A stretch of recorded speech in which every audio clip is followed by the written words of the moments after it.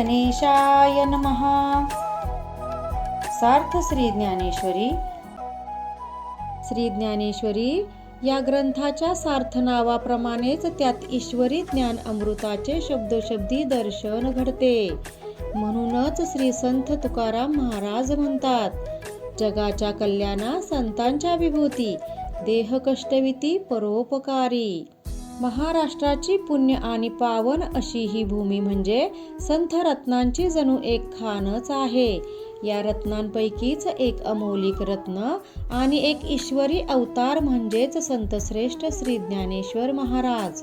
सर्व जगाला ज्ञानामृत देऊन भक्ती मार्गाकडे लावणारे संतश्रेष्ठ ज्ञानेश्वर महाराजांनी जगत उद्धारासाठी अवतार घेतला. जगदोद्धारा लागी धरिला अवतार. या महान संत पुरुषांची थोडीशी माहिती आपण जाणून घेऊया.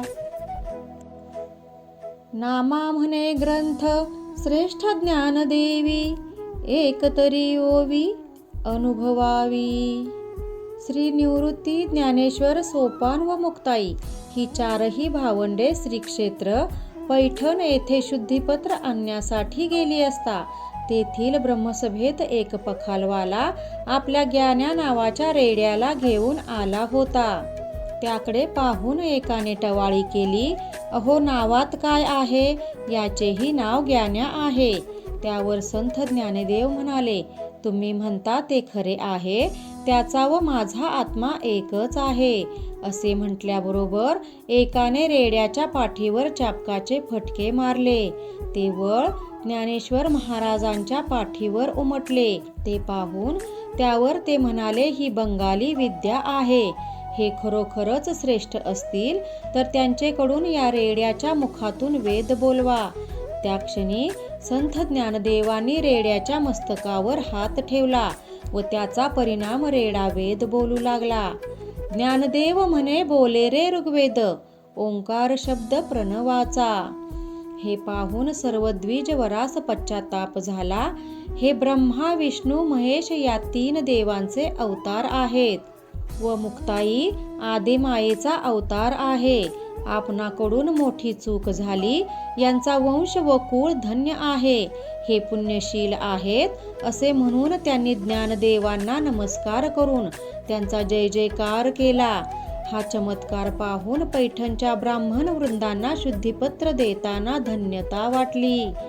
हे तिन्ही देवांचे अवतार आहेत, यांना प्रायश्चित्त काय द्यावे? शुद्धीपत्र हातात पडताच त्यांचा शिष्य ग्यान्या रेडा याला घेऊन त्यांनी पैठण सोडले व भक्ती ज्ञानाचा प्रचार करीत ही सर्व मंडळी मार्गाक्रमण करीत गोदावरी पासून 2-3 मैलावर प्रवरेच्या काठी असलेल्या म्हाळसापूर नेवासे मुक्कामी आले. तेथे शके 1212 मध्ये ज्ञानदेवांनी लोकप्रिय ज्ञानेश्वरी किंवा ज्ञानदेवी ही श्रीमद भगवत गीतेवर आपली अलौकिक टीका करून ग्रंथ पूर्ण केला. या ठिकाणी सुद्धा संत ज्ञानदेवांकडून अलौकिक असा चमत्कार घडला. तो म्हणजे मृत अवस्थेत असणारे सच्चिदानंद बाबा यांचे प्रेत जिवंत केले. म्हणून पुढील आयुष्य सच्चिदानंद बाबांनी ज्ञानदेवांच्या सहवासात घालविले. श्री संत ज्ञानदेवांनी याच सच्चिदानंद बाबांच्या हस्ते ज्ञानेश्वरीचे लेखन करून घेतले. त्याचप्रमाणे अमृतानुभव किंवा अनुभवामृत हा छोटासा ग्रंथ याच ठिकाणी संत ज्ञानदेवांनी लिहिला. या दोन्ही ग्रंथाचे काम पूर्ण झाल्यावर संत ज्ञानेश्वर महाराजाधिक भावंडे तेथून निघाले व पुढे काही अंतरावर पुणतांबे येथे येऊन पोहोचले.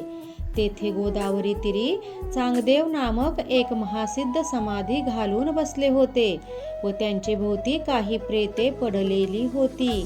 ते पाहून निवृत्तीनाथ म्हणाले, ही प्रेते चांगदेवांच्या कृपेने जिवंत होणार आहेत. मुक्ताईने विचारले, केव्हा होणार? तेव्हा निवृत्तीनाथ म्हणाले, चांगदेवांची समाधी संपल्यावर. हे ऐकून मुक्ताई म्हणाल्या, याला एवढा वेळ कशाला? असे म्हणून काही अंतरावर पडलेले मृत श्वानाचे हाड हाती घेतले व सर्व प्रेतावरून फिरवून फेकून दिले. त्याचबरोबर ते श्वानही जिवंत झाले व सर्व प्रेतेही जिवंत झाली. असा अलौकिक चमत्कार करून पुढे ही सर्व मंडळी रेड्यासह मार्गाक्रमण करीत वाणी आळे या गावी आले आणि त्या ठिकाणी रेड्यास समाधी दिली. तीच आता प्रत्यक्ष आळेगावी रेड्याची समाधी म्हणून प्रसिद्ध आहे. पुढे ही सर्व मंडळी आळंदी येथे पोहोचली. पुढे संत ज्ञानेश्वर महाराजांना तीर्थयात्रा करावी असे वाटले, म्हणून आपले ज्येष्ठ बंधू व गुरु निवृत्तीनाथ व संत नामदेवराय इतर भक्त मंडळी बरोबर घेऊन तीर्थयात्रा करण्याकरता निघाले. ते आपली आत्मचर्चा करीत व कृष्ण विष्णू गोविंद गात त्यांनी प्रभास, द्वारकाधिक धाम, सप्तपुऱ्या, 12 ज्योतिर्लिंग आदी सर्व तीर्थ पाहिली आणि शेवटी पंढरपूरला आले. श्री संत ज्ञानदेवांनी पांडुरंग चरणी मिठी घालून समाधी घेण्याविषयी परवानगी मागितली. ती म्हणजे तुमच्याजवळ समाधी घेईन.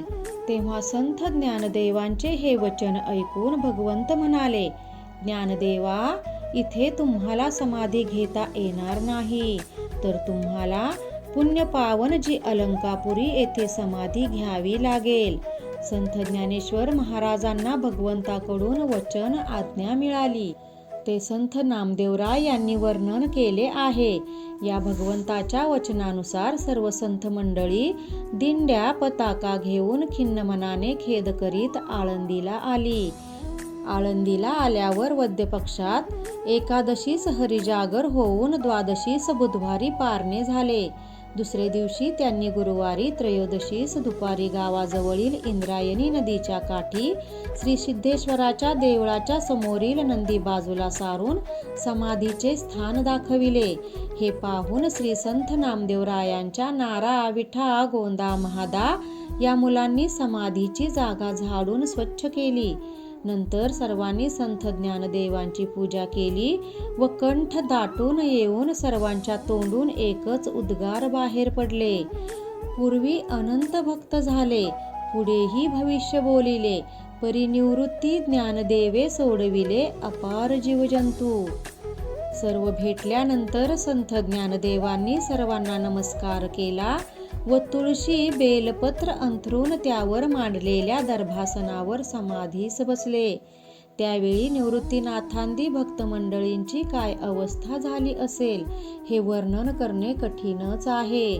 अशा परिस्थितीतही देवांनी सर्वांना कठीण अंतकरणाने समाधीस्थानाच्या बाहेर आणले व त्यास शिळा बसविली. संतांनी हरिनामाच्या गजराने व टाळ मृदुंगाच्या आवाजाने दशदिशा दणाणून टाकल्या.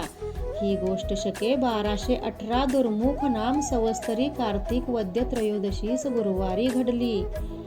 या संत ज्ञानदेवांच्या समाधी सोहळ्यानंतर बाकीच्या तिन्ही भावंडांनी अवघ्या 8 महिन्यातच आपली इहलोकीची यात्रा संपवली. संजीवन समाधी घेतली. त्यापैकी श्री संत सोपानदेव हे सासवड मुक्कामी समाधीस्थ झाले. मुक्ताबाई एदलाबाद जवळ मानगाव येथे सहज स्वरूपी मिळून गेल्या. त्या ठिकाणी आपली सर्व भावंडे आपल्या देखत आपल्याला सोडून गेले. त्यामुळे निवृत्तीनाथ यांना औदासीन्य उत्पन्न होऊन तेही ज्येष्ठवद्य द्वादशीस त्र्यंबकेश्वरी समाधीस्थ झाले. श्री संत नामदेव महाराजांनी समाधी सोहळ्याचे गाथ्यात उत्कृष्ट वर्णन केले आहे. येथे थोडक्यात देण्याचा प्रयत्न केला आहे. कृपा त्या ज्ञानेश्वरीची, करून घ्या शुद्धी भक्तीने अंतरंगाची. रामकृष्ण हरी. गीता भागवत ज्ञानेश्वरी.